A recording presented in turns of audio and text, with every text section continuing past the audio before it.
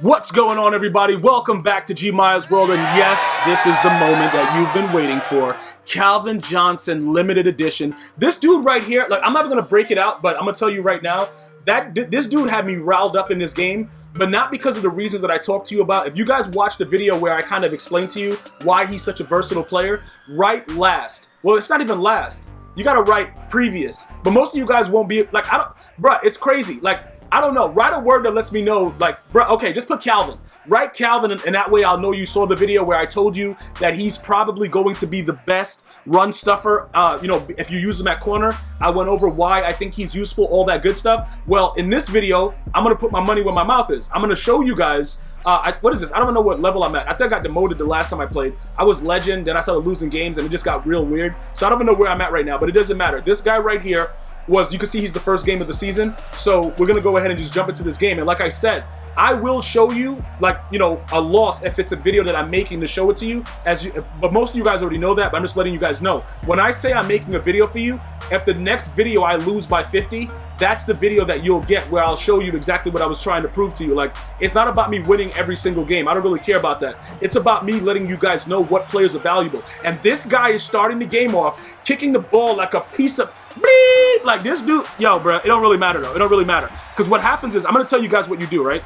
When somebody comes out there and they kick the ball like that, many of you guys think you can't recover it, but you actually can. And you can recover it, even with the most skilled guys that do it. You can recover it without it being a safety or any other kind of weird thing happening. But okay, pick me off real quick. Thanks, man. Thanks. Randy Moss just froze for some reason. I don't know what that was, but we're not going to talk about that. Like I was saying, if you click on, even if you don't see the player in the vicinity, click on, just press the button, press the circle button or the B button, and run your player in the direction of the ball where it's being thrown and where it's being kicked. And what's going to happen is the guy that's trying to cheat you, when he's running straight down, your player will speed boost to the ball, but you got to click it and then like move him into where the ball is, and then you can click off. Or you could, but what I do is I stay clicked on and I just, keep tapping the A button or the X button if you're on PS4, and they actually go and attack the ball. That way you won't lose a possession. I may have to end up like, I actually have some clips of people doing it that I gotta actually tweet out and kind of show you the way I recovered it. But you shouldn't lose it if you just click on, even if you can't see the player. Meanwhile, while EA figures out what's going on with the kicking thing, I don't want any of my viewers being affected negatively by that. So guys like this are going to do it, that's fine, but we have to be able to counter it, all right? So this guy's running around with Steve Young. I have absolutely no contain. If this guy, you know what it is? If he didn't kick the ball off like that, he would have qualified to get my mom's number. And like, I would have paid for the dinner and everything. Just nothing else after. Just like, that's it though. But it doesn't really matter. The bottom line is, you can see that. You see what Calvin's doing? Calvin on every run, I don't know if you guys have been picking up on it while I've been talking about my mom and this guy picking my mom up, but if you look on the left side, Calvin is so big and wild with the 66 block shed and the 66 impact block. If he does anything stupid or runs to that side, Calvin is usually right there. I wanted to definitely point that out completely so that you guys understand that he is meeting that purpose. But remember that 92 zone thing that we talked about? That's what we really got to discuss further. Like, we got to figure out what's up with him. Right there, that's just me being an idiot. Like, I have to be there for that play. He has nothing else he can do, and I'm just running around not doing anything I'm supposed to do, so that's nobody's fault but mine. Because usually when they come out like this, when they're running the I and it's the offset, on those long plays, they're looking for the tight end, and they're usually on either a post route or a streak, and you got to be able to read that. Now, when you're not reading all that, then you're going to get done like this, and just a guy just going to, get hit, don't fumble though, just keep going. Like, you know what it is, bro? Like, yo, man, this game, I know he was already in the end zone, but he should have still let the ball pop out just to make me feel better about myself, because I'm a trash can. Like, if the ball literally falls out right there after I hit stick him after the play, I would be fine with him scoring. I just don't like the fact that I hit sticked him, and over the last 3 games that I've played against Steve Young, and this man just will not fumble. Like, I've been hit sticking this idiot when he's in the open field. He will not fumble. I don't know what's going on. But anyway, it doesn't really matter about all that. We got to figure out a way to move the ball. You guys got to see in the run game. I hope you guys have been seeing that when he's been running the ball to Calvin's side, what's been going on. So that's all fine and well. Now the next step is for us to figure, we're going for 6. We're going for 6 then. Bro, I don't want, miss me with that Melvin Gordon series too. Like, just miss me with it, bruh. Like, Gale Sayers for right now, like right now specifically, is where it's at.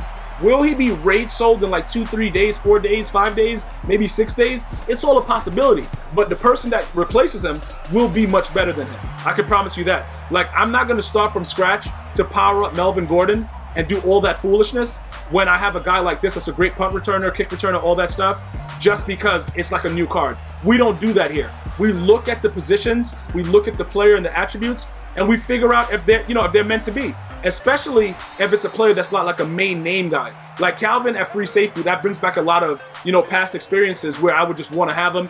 Randy Moss, even like T.O. Like these players, we go after them just because of their name.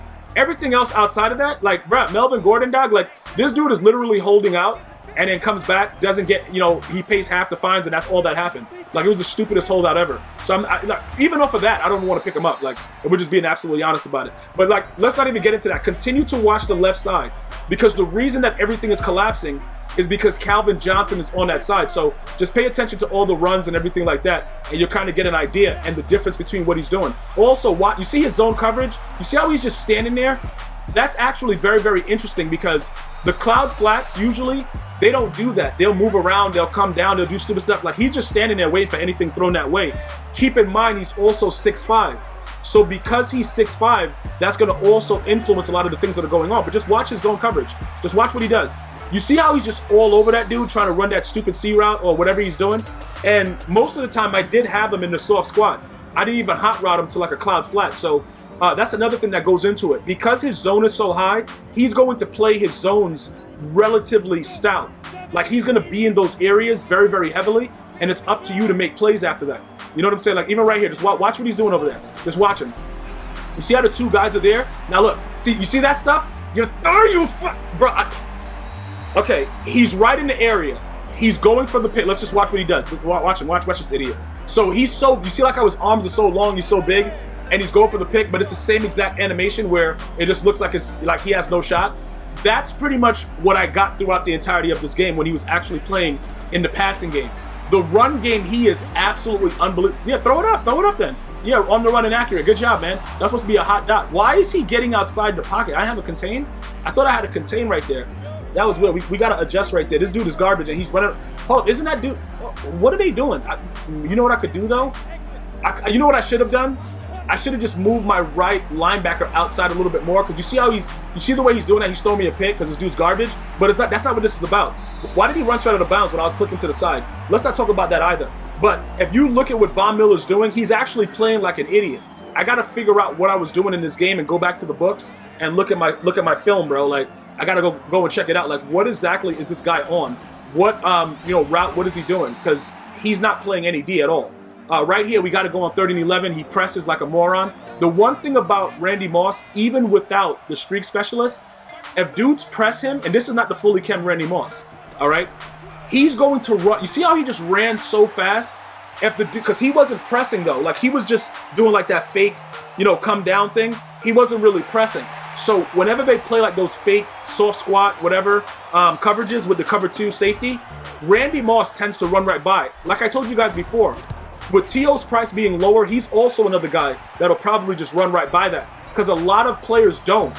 I just want to make sure I'm very, very clear with that. A lot of players really do not just run right by like that. So that's very, very huge that Randy Moss is able to do that. I wanted to point that out to you guys as well. And, typically if you're having issues with cover 2, you want to go and like run wide trips. You want to run like spreads where the guys have more spacing and they have the opportunity to use that streak to go further down the field. All right, I just wanted to point that out as well. So as we continue to pick this up right here and look at the game, you can see I'm doing a little bit more adjustments, because you got to make sure, like, I didn't know if he was going to go to any passing formations. Obviously, he was comfortable with running I close and I form offset. So those are very, very popular formations, especially if you want to run the ball every snap. The only issue that's affecting this guy is he's choosing when he does, okay, to pick the ball up. Okay, fall on the ground backwards. Yeah. Then stand up and let him recover it. See, these are... All right, listen, I'm not worried about it. All right, it's over. He's having a lot of difficulty because Calvin on that left side is just locking it up. What he doesn't realize is if I go to make a play, Calvin Johnson will not make a play. That's the only thing. Like, we're going to click on and you're going to see it again. He's just not going to intercept the ball, but he's everywhere around the area of the zone. So that's the pros that I like about his zone. he really plays good zone. But when you click on, he ain't picking nothing, bro. Like, they automatically move you behind the player. Like, is it this one that he's gonna do it? I think it's gonna, yeah, look, you see how I clicked on and I'm coming, bro, what is he doing? But you see his reaction time? Like, that's sick. And another thing, because his agility is so good, he's so much better at doing that than when Jalen Ramsey was there. Like, you can obviously see that Jalen Ramsey has been benched, effective immediately. Everything that he does to that side, Calvin is taking away. So you see how he's just standing there waiting, just chilling? Like, and then he just gets wild and just throws it up in the coverage? I don't know what this guy was doing. Yeah, bro. He knew what was going on after this, bro. He's like, all right, you know what? I'm probably not going to win the game, so he's going to do what's right as a man and just go ahead and leave this. But I want to let you guys understand, Calvin Johnson as a corner is very, very good, as you saw against the run. If you click on and try to make plays, I can't promise you anything. But that's for every corner, though. You see what I'm saying? It's not like another corner's just going to pick it. That's every single corner in the game. You're going to click on, and they're either going to get an animation where the guy floats back off the player, or he'll just act like he's intercepting it, and it'll just be air. And that's pretty much it. So I'm very, very happy with the way he's playing right now. We got to see going forward if we could kind of add some more depth to the defense, which I am going to look into doing. I saw some comments about looking at the D-line, as you know, specifically D-tackle. I hear your voices, bruh. I think it is about that time to upgrade the D-line a little bit and start rocking and rolling. So we're going to get to that. But in conclusion, I do think that he's a decent card. Will he play the same way if you power him up until the point before his boss card? You're not going to get the same out of the zone tier. But everything else, as far as his height and everything, he should be a formidable player at that cornerback position for now. All right, so thank you guys so much for watching the gameplay. If you saw the entire video, just write LTD for limited. Thank you guys and girls so much. See you next time. Enjoy your day. One love.